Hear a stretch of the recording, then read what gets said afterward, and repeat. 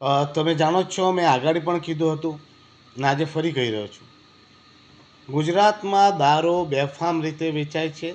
જેટલો ઇઝી દમણમાં નથી દારૂ અવેલેબલ થતો, એનાથી વધારે ઇઝી રીતે ગુજરાતમાં દારૂ અવેલેબલ છે. અને તેનો દૃષ્ટાંત આ વીર નર્મદ યુનિવર્સિટીમાં થયેલો દારૂનો કાંડ છે. હવે મને બતાવો કે વીર નર્મદ યુનિવર્સિટીમાં દારૂ કેવી રીતે પહોંચ્યો? શું ઉડીને ગયો કે ટનલમાંથી ગયો?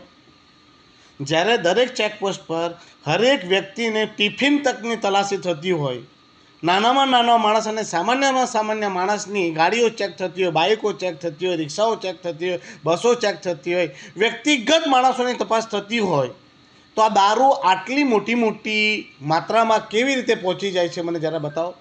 શું એમાં પોલીસોને જાણ નથી? શું પોલિટિશિયનોને જાણ નથી? તમે ગુજરાતમાં આટલી માત્રામાં દારૂ વેચાય છે એ બધાને જ જાણકારી છે. મેં તો કહું છું કે ભાઈ, ગુજરાતમાં દારૂબંધી હટાવી લો, જેથી ગુજરાતમાં મોટામાં મોટું રેવન્યુની આવક થાય.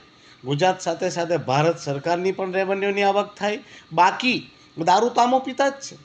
આમ સરકારની તિજોરીની જગ્યાએ પાવરફુલ પોલિટિશિયનોના ઘરમાં તિજોરી ભરાય છે, મોટા મોટા અધિકારી અને પોલીસ અધિકારીઓની ઘરની તિજોરી ભરાય છે.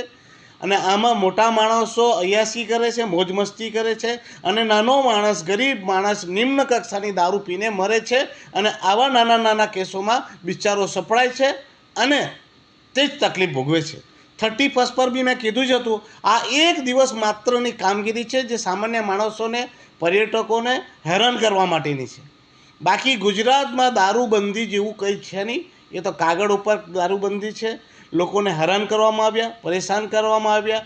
31ના દિવસે નાકા નાકા ઉપર ઊભી રહીને રીતસરની ઉઘરાણી કરાય છે, લોકોને તકલીફ અપાય છે, અને તેના કારણે અમારા પ્રદેશના લોકોને હેરાનગતિ થાય છે. અમારો ટુરિઝમનો ધંધો બગડે છે, અમારા વેપારીઓ હેરાન થાય છે, ને અમને બધાને જ પરેશાન કરે છે.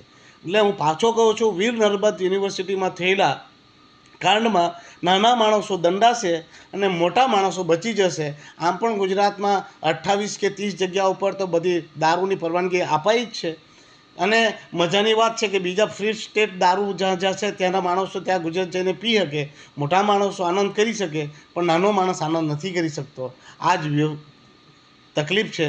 ને ત્યાં મોટા માણસોને મસ્તી છે ને નાનો માણસ, બિચારો ગરીબ માણસ, સામાન્ય માણસ દંડાય છે. એટલે કહું છું કે ભાઈ, દારૂ ગુજરાતમાં ફ્રી કરી દો.